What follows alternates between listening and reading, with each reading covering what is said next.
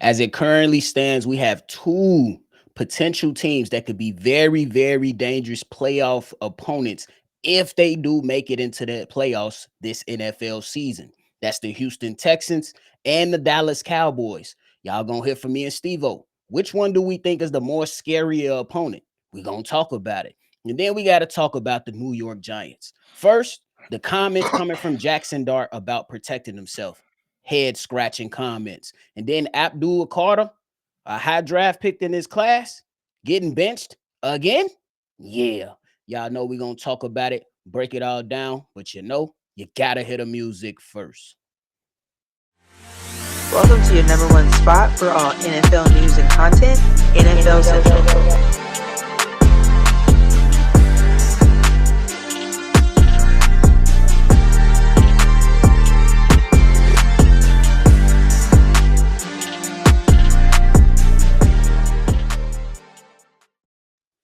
What's going on, NFL fans? Welcome back into another episode of NFL Central, your number one spot for everything NFL. I'm your host here, Bobby, joined by Steve-O. So if y'all tuned in, ready to talk this football talk, make sure you go ahead and hit that like button and subscribe.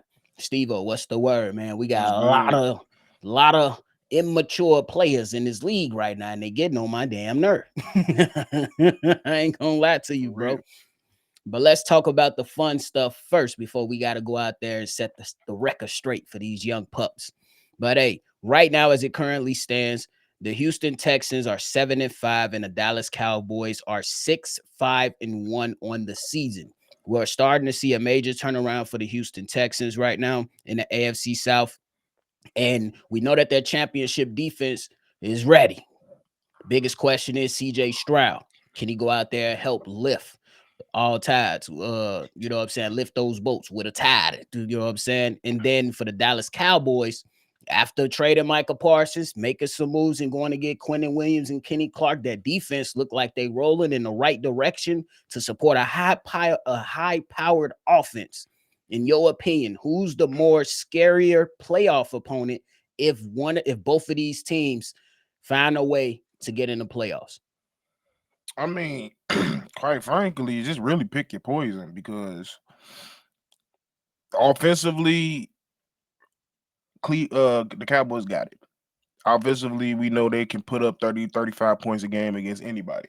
And on the opposite side with the Texans, they can stop anybody because they got a legit elite defense, especially elite D-line.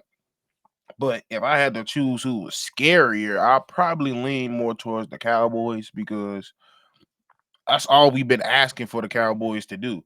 Just get a defense this year that can just handle something, just not give up 40 points a game. And if you can have dominating performances, especially in the interior like they've been having against the teams they've been playing, it's going to get real fucking scary. Because, like, quite frankly, they're neutralizing the run. They're getting to the quarterback at times. And like I just said, they can score 30 to 40 points on you every day. And they got two X-wide receivers, one that's just turned into a ascending top 5 receiver. Ooh. And they got a decent little run game going when they actually run the ball. So if I had to pick between the two, who's scarier, is just the more balanced team right now would be I can't believe I'm saying the Dallas Cowboys. Damn, I thought we was going to be arguing, but I can't argue today, brother, when you're right. I'm with you when you're right, Steve-O. 100%, bro. The more balanced team right now in the NFL when it comes to the more scarier playoff opponent, if you compare the Houston Texans and the Dallas Cowboys, it's the Dallas Cowboys. The Dallas Cowboys, bro, that defense now, when you see a defensive backfield that can trust your pass rush or your front seven, that allows your defensive backs to go out there and sit on more routes, to be able to take more chances and do things differently. And the number one thing that you see in the Dallas Cowboys do is apply pressure to the quarterback and slow down the run of their opponents. And then Dak Prescott has been playing at an MVP level all season long with that bad defense. But now you give him a good defense. The Dallas Cowboys look like if they can squeak into the playoffs, it's going to be a tough matchup for that first round matchup, no matter who they go against, bro. I just really believe that. Now, I'm not going to hold you, though. Even though I'm going with the Dallas Cowboys, the Houston Texans, that Just scary. defense, yeah, it's just scary. It's scary hours. You know what I'm saying? And let's just say, for the sake of discussion, if some way somehow they have to go to New England and face a young Patriots team, whew, That's something to boy, deal. Hey, Drake, you got a hell of a preparation that week because yeah. they gonna give you some looks, they gonna give you some pressures, they gonna give you some schemes you ain't never seen before. Like he gonna throw the whole gauntlet at your ass. No, the real. That's gonna be something vicious though. But Steve-O, got just a quick question. Dallas Cowboys, they got a Thursday night matchup versus Detroit. Then they see Minnesota, the Los Angeles Chargers, Washington, and the Giants to end the season. While the Houston Texans have a Sunday night matchup versus the Chiefs. Then they face the Arizona Cardinals, the Vegas Raiders, the Chargers, and then a division matchup that might determine if they can get in or not versus the Colts. In your opinion, do you feel like both teams can get in, or do you think it's going to be one of the teams in the Houston Texans or the Cowboys? The way this season go, I think one gonna get in. Okay. Somebody gonna fall. Somebody gonna lose a game they probably shouldn't have. And that's just kind of where it's been going. Not even just with these particular teams, just all around the league. Yeah. Like what Marcus Spears said yesterday, there is no dominant team in the league right now, and that's a good thing. I don't. Is Ivy getting the movie was named that way for a reason because Yeah. Ivy getting a Sunday, especially when it becomes the pro football. It don't matter if you 1 in 15, that team can come out there and whoop your ass. Yeah. It just is what it is. These grown men, professional men at the end of the day, and they got pride. So if they come out here and just say, nah, we ain't losing, you gotta say, nah, we is winning. And you gotta go out there and change the times of that team. But if you don't do it, you got seasons like the Panthers where they started off shaky, but they said we ain't dying like this. Yeah. You got people, even the Chiefs. The Chiefs ain't dying. They ain't going slow. So like that game for the Texans against the Chiefs is gonna be one of those. It's going to be a dogfight. So yeah, they got to take every game very to the highest extent because they not. It's not gonna be simple. It's not gonna be simple. Literally, literally this week, we got two playoff matchups, and we ain't even in the playoffs. Thursday night, we're versus the Cowboys in Detroit. That's a playoff matchup within itself because Detroit, you're now third in the NFC North, and you looking a little shaky. And then Sunday night, it's the Kansas City Chiefs with their backs against the ropes versus the Houston Texans team who feel like they can go out there and win this game. And I'm sure Kansas City feels the same way. So two playoff matchups, and it ain't even a playoffs yet. This is what we live for, bro. But I'm going to agree with you. I don't think both teams can get in. But hey, if it happens, it'll be great.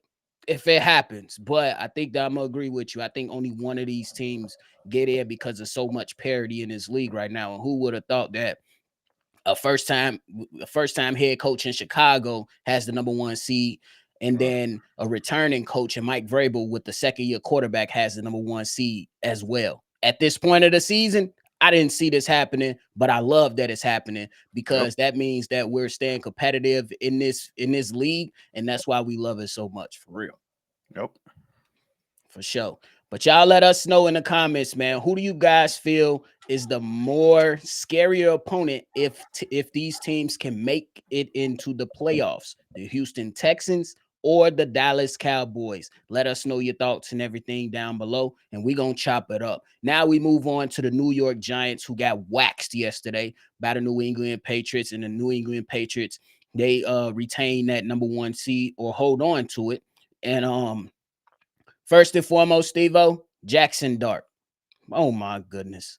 Jaxson Dart almost got his head taken off after coming back from concussion. And then there is another play to where Jaxson Dart is running up the sideline, picking up yardage, literally has an opportunity to step out of bounds and get his head knocked off a few feet out of bounds because he refused to get out of bounds and not understand that, Nigga did hey, bro, 180. if I want to have a long career as a quarterback, I need to get out of bounds. But Jaxson Dart has some interesting comments. And if y'all watching, the quote is on the screen for you all to see. Jaxson Dart was asked about it, and he said this: I'm going to get hit if I'm in the pocket or outside the pocket. I feel like I played this way my whole entire life. It shouldn't be any shocker to anybody if you followed along with my career. We're not playing soccer out here. We're going to get hit. Things happen. It's just a part of the game. End quote. Steve-O, take it away, brother. Nigga, you not a running back. You're not a tight end. You're not a guard. You're not a D tackle. You're not an edge. You're not a linebacker. Those are the shit we want to hear being said by those positions. We don't want to hear our quarterback saying that shit. Yeah, you've been playing like that all your life. Yeah, you know why? Because it wasn't grown ass men that could run the speed of wide receivers and running backs, hawking your ass down and hitting your ass because you want to sit there and act like you Mr. Tough Guy. Which you might be. Who cool? Kudos to you. You might be a tough guy, but you a tough dumbass. Because at the end of the day, you gonna be instead of a 15-year quarterback, your ass gonna be 6 years. Because I don't care how tough you think you are, your brain ain't tough. I don't care what nobody say. You get hit in the head enough, you turn into a vegetable. Do you want to be a vegetable? Michael Jackson told you on the goddamn song, if you're a vegetable, you're a vegetable. Do you want to be a fucking vegetable? I get it. Your pops was a defensive player or a lineman, one of them, and you ain't gonna be a pussy around me. I get it, but we all know as fathers, cousins, brothers, and sisters, we know if our sibling, cousin, whatever goes to a certain position, and that position is quarterback, you got to teach them a whole different thing. It's like, even if you listen to how Deion Sanders taught us Shador, and he ain't no quarterback, he didn't teach that motherfucker, oh, you got to be extra tough, or you got to do like that. He was teaching that nigga how to talk before a game, how to talk after game. Telling him, oh, you got to be accountable because in this league, whatever you want to be, if you want to be a quarterback, if you win, it's on you and the rest of the team. If you lose, it's just on you. That's the type of things you got to learn for a quarterback position. Not, oh, I've been playing this all my life. I play tough. I put my head down. Dude, you ain't Cam Newton. And to some degree, we were still saying the same shit to Cam Newton. Because if you go back and look into Cam Newton will tell you, the only time I remember I got a concussion was in Atlanta, and I was playing, running to that touchdown line, and got my ass smoked. And he's 6'5", 260, built like a linebacker. You 6'2", 220, 210 on a good day. Dude, wise up. Wise up.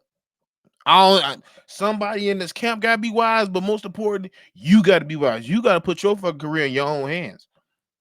That's just an idiotic comment. I don't care what you trying to say.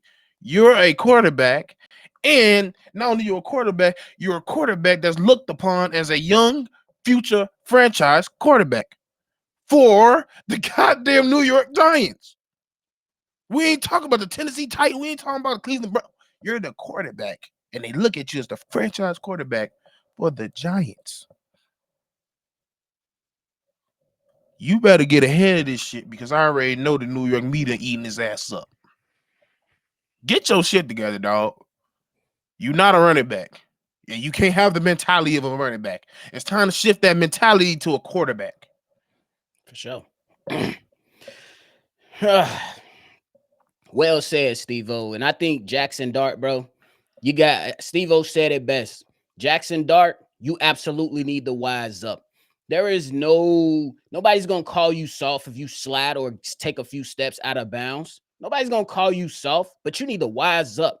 Steve-O, this season, Jaxson Dart has been evaluated for 4 concussions already. She need to be playing right now. 4 concussions already. So all this tough guy stuff is cool. And I'm pretty sure your teammates will appreciate you for being a tough guy. But for a quarterback, your number one objective is to protect the football and protect yourself. So Jaxson Dart, you got to wise up if you want to have a long career. Because you keep taking these hits, it's going to be over for you, dog. It's going to be over for you if you don't lock in and protect yourself. Now, if this NFC championship game, this is Super Bowl, cool, nobody tripping. But you got to make it through the journey of a long season in the NFL so you can go out there and help your team win. Steve-O, we Bears fans. Jaxson Dart had the Bears a little nervous over there until he got put out the game. But your ass clean now because your ass didn't want to run to the sidelines. Or just slide. There's nothing wrong with taking a few or less fall. yards. Shit, nigga, I've seen motherfuckers just fall. Shit. Just take a few less yards. You literally, bro, you ain't have to go out there and do that. So we want to, I like to see young players ball. He look like a baller, bro. But if you ain't going to protect yourself, Jaxson Dart, you're going to be out the league in a couple years, bro. Because them hits you taking, not only is it affecting your brain right now with concussions, what about when that shoulder get hurt? Mm-hmm. What about when them lower extremities get hurt? And I'm not wishing injury on Jaxson Dart. I'm just saying, keep taking these hits like that. It's not going to end well for him. You got to wise up, bro. You have to. Now, Steve-O, we got to switch on over to another guy. Abdul Carter. See, Steve-O. Abdul Carter was benched in the game last night versus the New England Patriots for the New York Giants. I don't know what the exact reason is. I have an idea, but I'm not going to go that way on why he was benched. But the thing is when you were selected top 3 in the 2025 draft, Abdul Carter, on no way on God's green earth should you have 1.5 sacks on a season and be getting benched during your first season in the NFL. Do you know the NFL stands for not for long because you can get your ass out of there. There's a couple, like last week or the week prior, me and Steve-O talked to Keon Coleman, who has been in this league for some time and been getting his ass benched. Trust me, they'll tolerate you for a little bit, but guess what? It's a draft that rolls around every single year with more guys in the draft that's willing to take your spot. You gotta be smarter, bro. It's unacceptable. I don't know what's going on with these linebackers coming out of goddamn Penn State. They just getting freakier and freakier, but I just don't know. But at the end of the day, when it comes down to it, this is his second time being benched by Mike Kafka. Mind you, this is not even your head coach for the future. Interim. It's the interim head coach. You can bench by your second interim coach. And mind you, this is the same nigga that asked for Lawrence Taylor's number.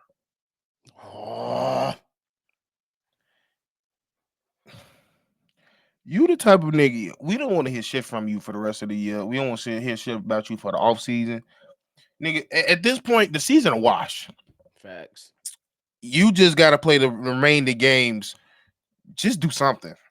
But next year, you got to come in with a vengeance because I think he got his first sack last night. And that's unacceptable. So, like, for it to be this deep into the season, nigga, I got some cornerbacks that got more sacks than you. I got some nickel safeties that got more goddamn sacks than you. There's some D tackles out here that got more sacks than you, and they ain't supposed to get sacks like that. The fact that your primary job is to get to the quarterback, and you got 3 other motherfuckers on that line that's good at it too. Good. That should give you that. Not only does it give you, not that it should, it's giving you ample one-on-ones. Because they ain't worried about double teaming you. They'll double team K-Von before they double team you. They don't know nothing about you yet. And as far as I'm concerned, I'm not double teaming you anyway because you ain't doing shit. So, quite frankly, you don't got no double teams. You got hella one-on-ones. It's you. You're not winning at the line of scrimmage. You're not winning your battles. And for you to be your rookie season, your second time getting benched for a certain situation by your interim fucking head coach, you need to get it together and get it together quick. And because, quite frankly, I'm surprised New York media they got soft. I'll be honest with you, because they 2, 3, 4 years ago, he would have been cooked. Abdul Carter being benched by his interim coach is crazy work. Him being on a defensive line with Brian Burns, Dexter Lawrence, and Kayvon Thibodeau, and only having 1.5 sack on a season is crazy work. Him being benched is crazy work. Him being drafted top 3 and performing like this is crazy work. I'm with you, Steve-O. New York media, y'all got soft. He's supposed to be getting cooked. This is unacceptable. Because Mason Graham got drafted after, and he been balling. Yep. He Started been off balling. slow, but he getting together. When he get his one-on-ones, he win them. And it's too. I'm sorry, like, bro, you got people like even dude that got hurt from Atlanta was having a better year than you, and he was what 13th pick, 14th pick. Like, it's some edges out here that's doing rookie edges that's doing work, and you ain't doing shit, bro. You playing games. I'm telling y'all, man. Look, it's you a lot can't of come in asking for the greatest of all time number and then give us nothing. Yeah, that is crazy. That is crazy. That's bro. Y'all know how many people dreams get shattered when they don't make it to the NFL, and y'all making it, and y'all not taking full advantage. Lock the fuck in, regardless if y'all having a season or not. I know it's hard to stay focused. I know it is, but hey, you still getting money on. Show up to do your work so you can get better each and every day. Each and every day. So who's to say that this offseason y'all might come in and get a coach that'll be able to utilize y'all talents to the maximum degree, and now you're ready. But now you're behind. You're behind, Abdul Carter. You're behind. Super behind. It's crazy. But hey, hope y'all enjoyed the show today. Steve-O, you got anything left, bro? No phones in the goddamn meeting room. No phones, no laptops. Y'all, we gotta treat y'all supposed to have a pen and a pad. Bro, that's it. We gonna treat y'all ass like y'all in school. Put that shit in the locker. Put your phone, put your AirPods, put all your cellular devices, anything that need Wi-Fi. Put that motherfucker in the locker. We going back into 1980. Get your pencil, pen, and pad, nigga. Yo, the real. Hey, you want to know last thing? Shout out to Mike Kafka for benching Abdul Carter, because he an interim coach. He could be saying, man, I need everybody available to go out here and try to win games and make an impression. But he's standing on his morals and his laurels to bench Abdul Carter, who was a high draft pick. So shout out to the interim coach for the New York Giants and Mike Kafka for standing on his business. To hell, we don't care if you was a top pick, Abdul Carter. You have to live up to these standards. And then it got me questioning. Brian Dable, you was letting this shit fly? No wonder why you out of a job. But hey, that is it from us today. You definitely should have just been a OC for a little bit longer. On the real. Sometimes it's okay to wait. Look at Ben Johnson. Just saying. But hey, that is it from us today, y'all. We hope y'all enjoyed today's episode. Before y'all get up out of here, make sure y'all hit that like button and subscribe to the channel. Hit that notification bell so every time we drop, y'all know when to go ahead and click that next video, because you already know me and Steve-O gonna put that file. But hey, man, we appreciate y'all. Make sure y'all always love football, and y'all already know we're gonna catch y'all on the next one for sure. Peace. This has been a presentation of the Breaks Media.